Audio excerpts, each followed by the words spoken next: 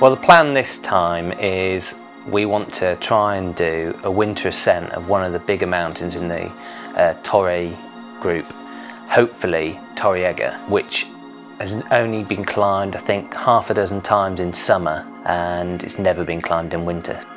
So I've been to Patagonia 3 times, and always in the winter. Not many people go in the winter, in fact nobody goes in the winter. Last time I went was in 2002 with Ian, and I'm going again with him this time, so he must have enjoyed it. But it did take us maybe 5 years to get over it. The climbing there is fantastic, the quality of the climbing, and the peaks themselves are about as good as it gets. Ian's usually really terrified. He'll probably be crying or something, and I'll be like, come on man, we've got to go for the summit. And he'll be like, oh, I want to go down. I'll be like, come on, I've made this portal edge, we'll be totally safe. Probably about the first third of this route will be a kind of mixed rock climb, you know, sort of frozen ice in the back of rock corners. So this is Serra Torre, this is Torriega, this is Serra Stanhart, and it's full short and it's about 1,000 metres high. Normally in summer it'll be kind of E1 kind of style, but it's going to be covered in ice like a Scottish winter climb, which could be bloody desperate actually. So we'll probably just get there and look at it and just think, oh no, you're getting married, I don't want to die, let's do something else. So yeah, if we can't do that, we'll try and climb Serra Stanhart. And then the top third is this ice mushroom madness, which you just don't want to think about really, because it's just far too scary. The most worrying thing is I haven't actually been climbing since March of 2006. When you're a really hard man, you need to be able to measure your willy when you get back down again, because it generally gets a lot bigger. What Andy's really good at is the kind of internal toughness, really. You know, when things get messy, he's really good at just keeping going. He's quite a scary person to climb with, because he is totally insane. Like he has this kind of, oh look at me, I'm dead sensitive and quiet, and I wear glasses, but really he's just like the most insane, just totally off the wall kind of individual you'll ever meet, really. And when the chips are down, he'll probably be the one who's eating the chips. But I think most people physically probably able to do that, but they're just not willing to push themselves that hard, or not willing to get cold, or not willing to get scared. And basically me and Andy are stupid enough to be willing to do all that. Everything has to be perfect. As in, you know, like my house, it has to be exactly right. And then I'm going to have a 50-degree woody there, the long roof section here. And as you can see, you can actually reach the holes from the floor, so it kind of really works for me. And the most importantly, I've got a razor blade for civilization and to improve your chance of snogging gorgeous Argentinians. Probably have to meet Argentinian men. You know, the myths about potentially more stable weather in the winter seem to be true, so hopefully that'll work out this time, we'll see.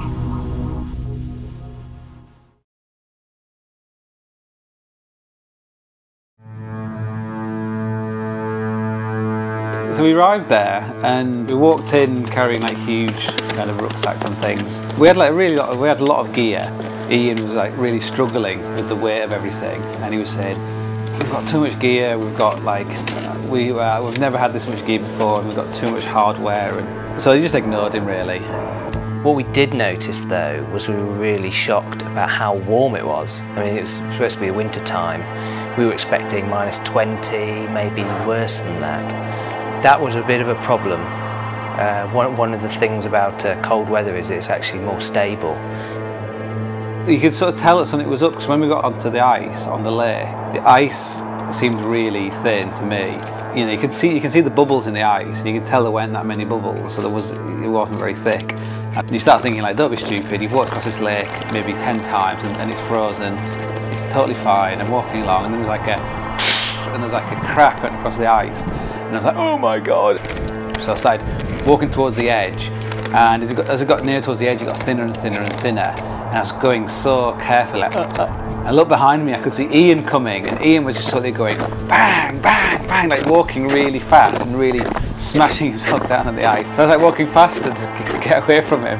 And as we got closer and closer to the other side of the lake, we began to wonder whether it actually was frozen all the way across. We got to the edge where the rock was, and you suddenly realised how thin the ice was, because it was like a few centimetres thick or something. There was actually sort of floating plates of this ice. It actually started to crack up, and we had a few kind of false attempts, trying not to fall in, obviously.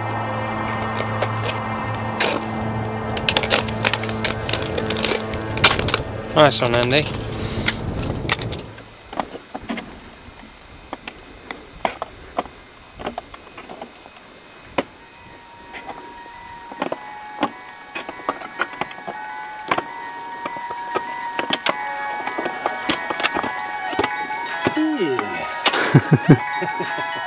Where it's going.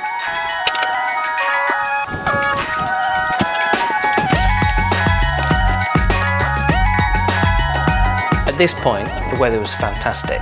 We could see all the Torrey group, blue skies, and we were kind of, I guess, a bit smugly congratulating ourselves that that we'd chosen to go in winter when no one else goes, because we secretly knew the weather was better and more stable, and we were really thinking that we had the right plan.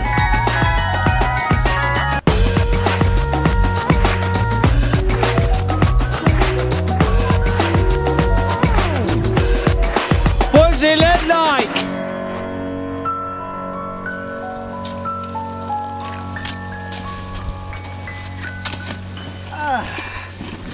Well,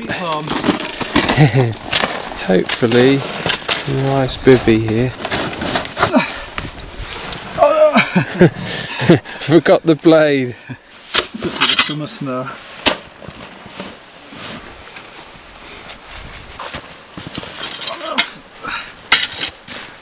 Luxury.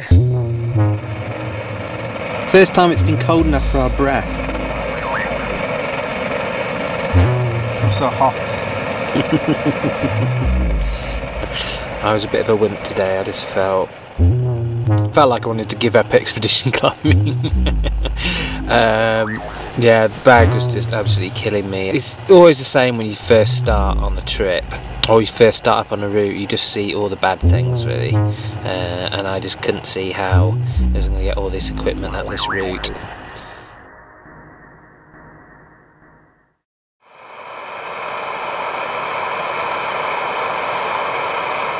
You know what they say? Red sky in the morning, go home and have a big steak in the hostel.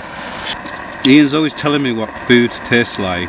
Like, I'll be eating my porridge and he'd be like, I don't like porridge, it tastes like vomit. And I'd be like, never really thought of it like that before. He reckons olives taste like a woman's armpit. No, I didn't put a gender on it. Didn't you? No. Have you licked a man's armpit?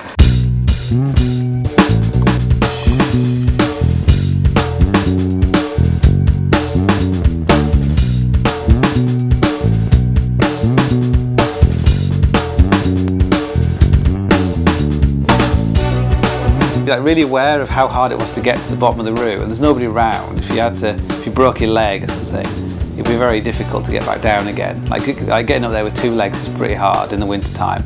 So getting down with 1, it was really difficult.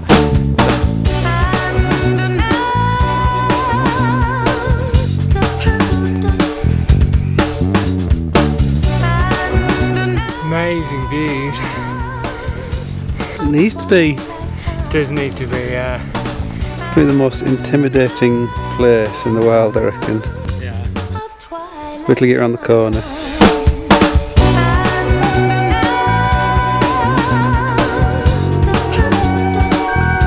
There's Andy, a little fatigued. Been a long day today, but we're almost at our bed. Maybe another hour, and then we'll dig out a snow hole. The hardest part over with. All we have to do is go climbing now.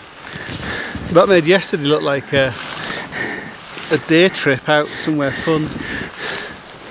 Very nice, there's our route. That big black chimney looks very scary actually.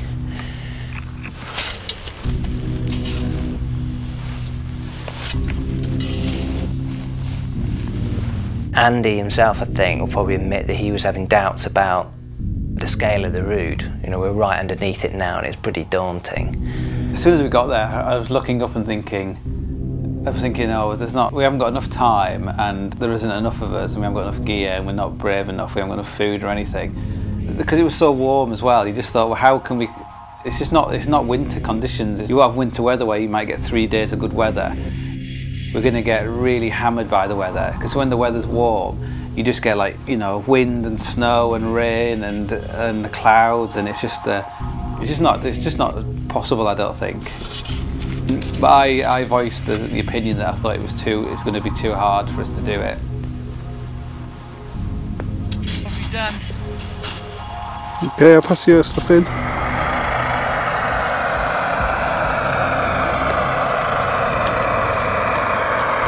Snow, it's terrible, isn't it? It's like your worst enemy and your best friend. Like, with it you can make somewhere to live, have something to eat, but it just makes everything else a nightmare. The next morning, the weather had gone, and it can go like that in Patagonia in just an hour or so. So we made the decision, rather than hang out there, we drop back down, get a bit more food, and take a lighter approach, and opt not for Torriego but for the neighbouring Serra Standart.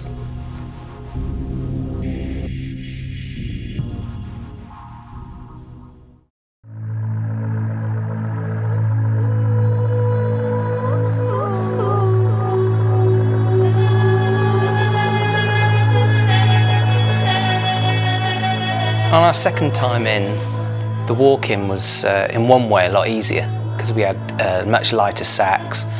We had the bulk of our equipment was in place. After the poor weather we'd had at the snow hole, we'd had 2 days of bad, and then it was good again. Clear blue skies, and again we're congratulating ourselves that our tactics are right in coming out in winter. We arrived mid-afternoon at the snow hole, and the weather was so good we felt we had to keep going. We had to make the most of it. Might as well go now, get as high as we can, and then bivvy, and hopefully finish tomorrow. Fingers crossed.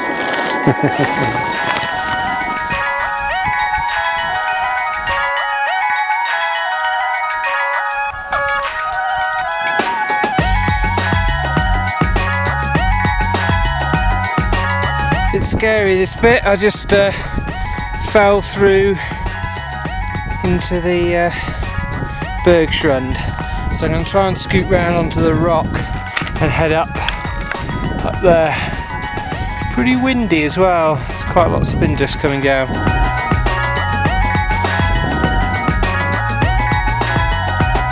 Okay, so I'm actually inside the Bergschrund on purpose because we're going to see if it's worth bivvying here. Here he is. Hello. Well done, Ian. Hello. The very bottom of it is hollow actually, but you could chop this out to make a bivvy. Think it's worth doing? Yeah. Yeah. At the very base of the start of the technical climbing, and gives us the option if the weather craps out tonight, we're not committed on the route, so we can run away easy. Who knows what happened in the morning.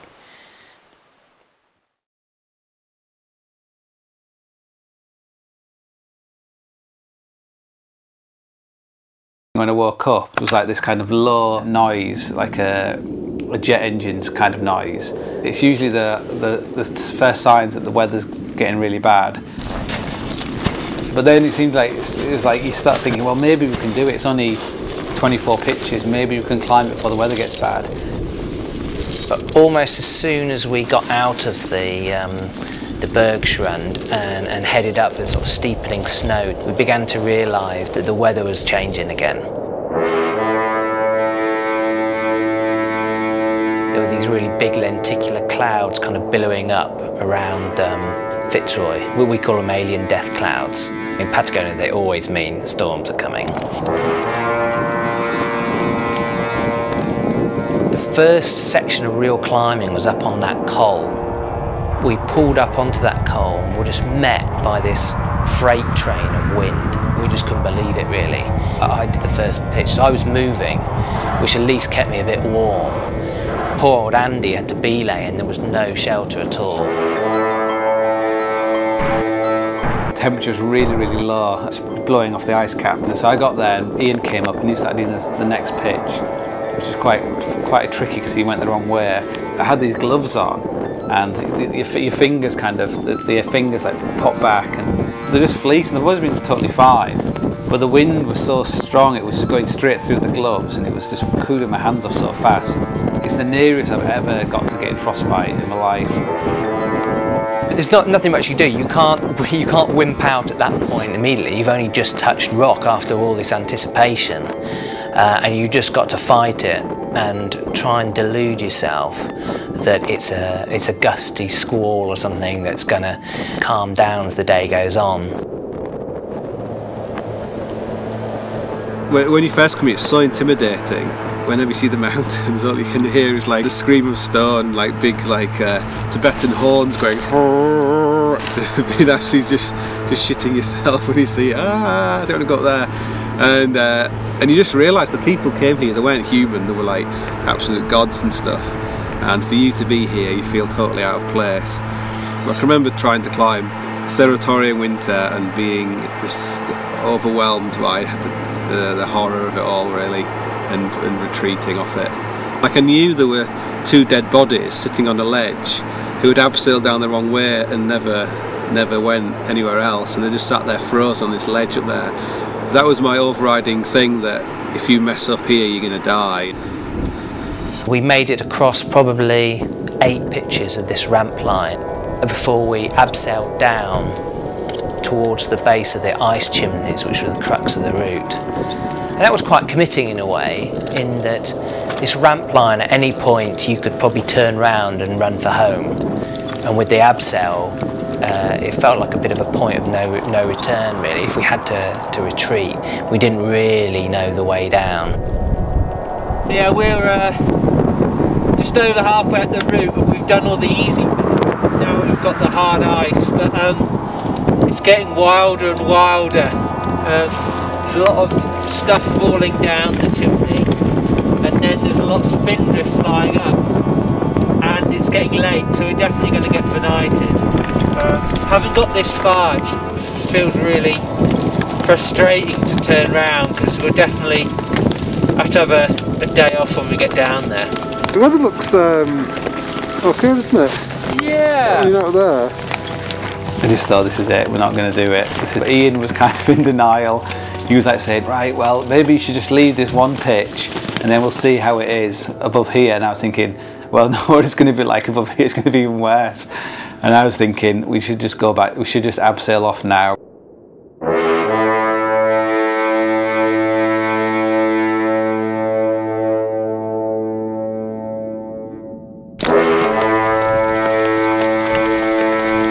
Okay, so we've made a decision to head down.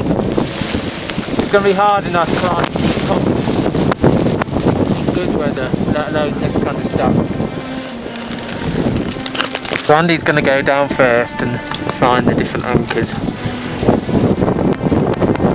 Abseiling off in Patagonia, that's the people who've died in Patagonia are the people who've frozen to death on faces while they're abseiling. And the other thing is the visibility. It's really difficult to see where you're going. We really didn't know exactly where this abseil was leading us.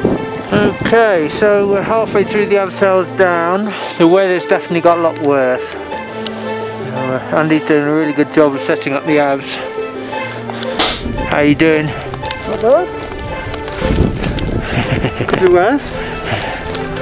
We set off down and there was quite a few mini avalanche things coming down. It's really, I hate hanging belays because you always feel like you can imagine what like if if ripped out, and you always end up looking down and thinking, if it ripped out it'd be okay because I just just bounce down there, it'd be totally fine.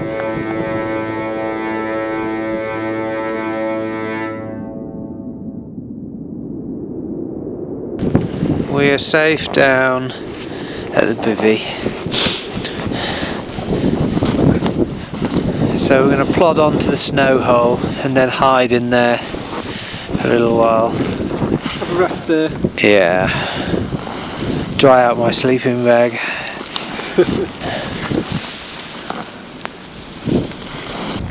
We had a big attempt, and I'm really glad we abseired off when we did. Otherwise, we would have been caught out in this, and it would have been a nightmare. Actually, probably would have got frostbite or worse. We just got to be really careful getting down with weather like this. Been a really long day. Got up at 5 and have basically been on the go until now. I'm not sure what time it is, but it's probably about 9 o'clock, might be 10 o'clock actually. Got ice on the lens.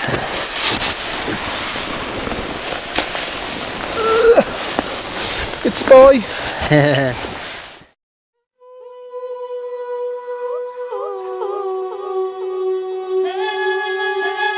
So we just crawled our way out of the snow hole with our gear and knew that we had to get down as quickly as we could to safety, really. Again, Andy did a good job. He led the way. He was like the kind of crevasse poodle, really, that you set off to find the holes in the snow.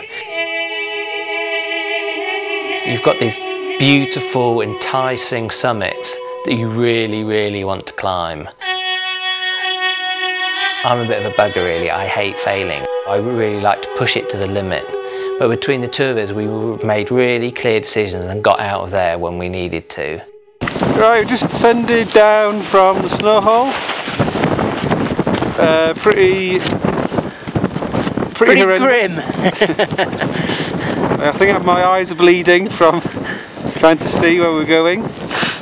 Windy, but it's not so bad here. Slightly sheltered here, but you get these gusts and you actually can't move. I can't see, and it actually makes breathing slightly difficult. Yeah, pretty horrific, really.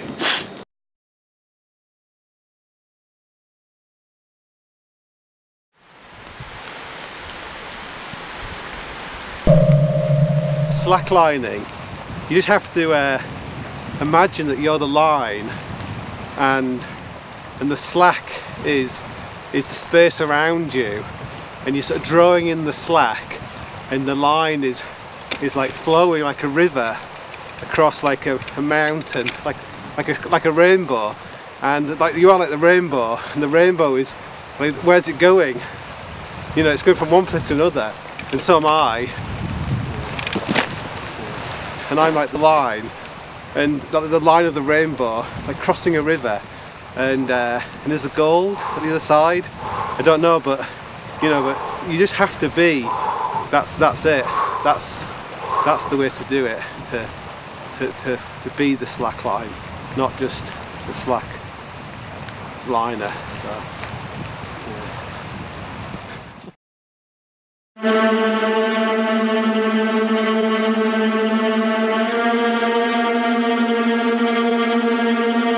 Even though the weather hadn't improved, we headed back into the mountains thinking we've got a week left, it's bound to clear at some point and we get another go. No walking in good weather this time. We wanted to be right in the position. As soon as the weather broke, we would be ready to fire the route.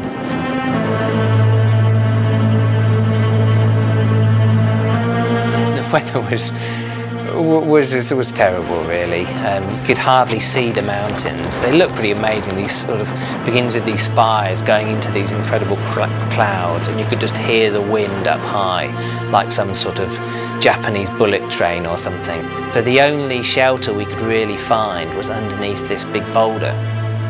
We thought it'd just be one night or so. It would be very easy to say, oh, let's just take all the gear and go back down. But we can lay here for probably 2 days. You generally go a bit mad. You get to the point where you don't want the weather to be good. You just want to lay there. You don't want to get out your sleeping bag. Amazing what you can do, isn't it, when you put your mind to it? Yeah. It goes up and down how you feel. Like 1 minute you're thinking about coming back next year and what you're going to do next year and how you can do things better.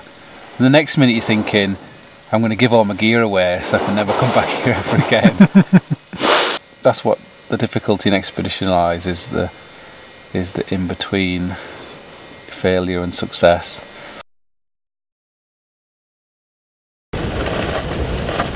We're just going to try and dry things out and hope that tomorrow's a bit better.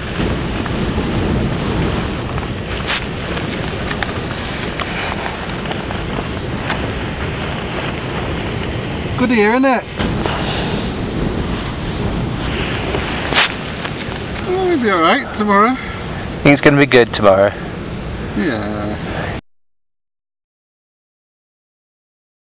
It's been really windy, so we decided not to go climbing today. But really, it's because we love it so much underneath here. It's great fun for all the family. I've had enough. Now you've got to look on the bright side of life. We've got a good roof. All the ice is melted underneath into a little lake.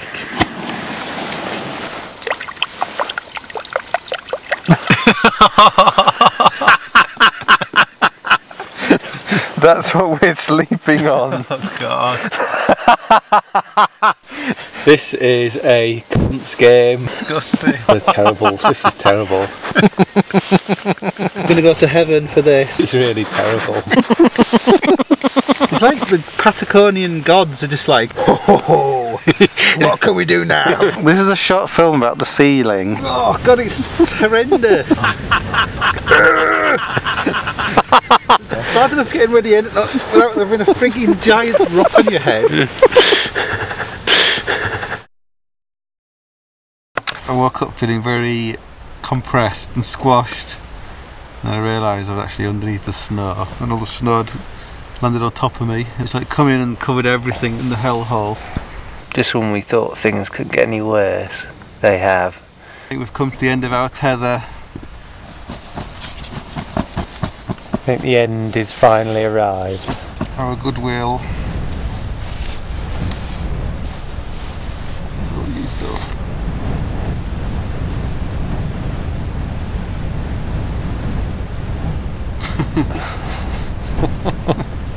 Mummy! Could be worse. Could be worse? Yeah. Go on. How could it be worse? Could be dead. It could be dead, yeah. Well, we're not dead.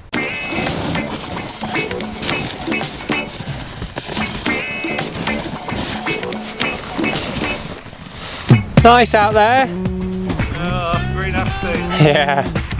We're finally leaving our hellhole after, well, this is the 4th day in it, 3 nights in it, and basically everything's gone wrong. Oh dear.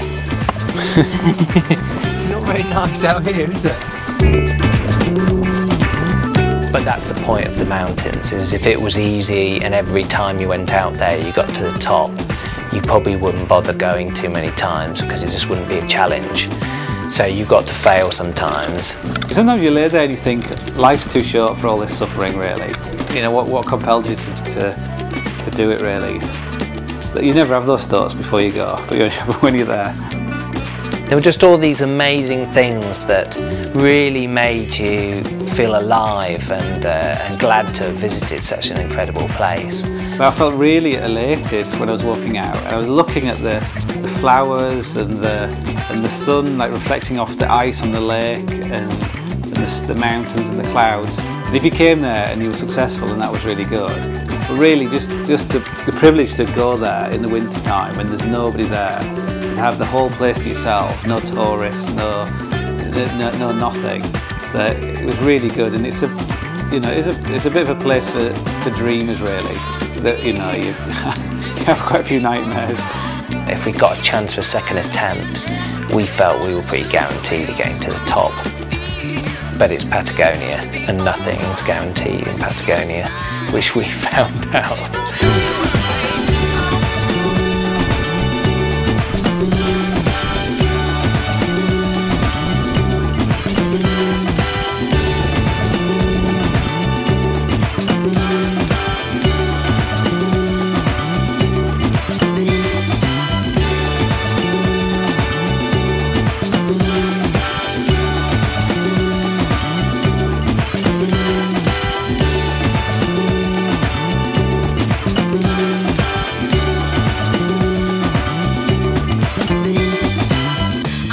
I'm sick of having wet pants.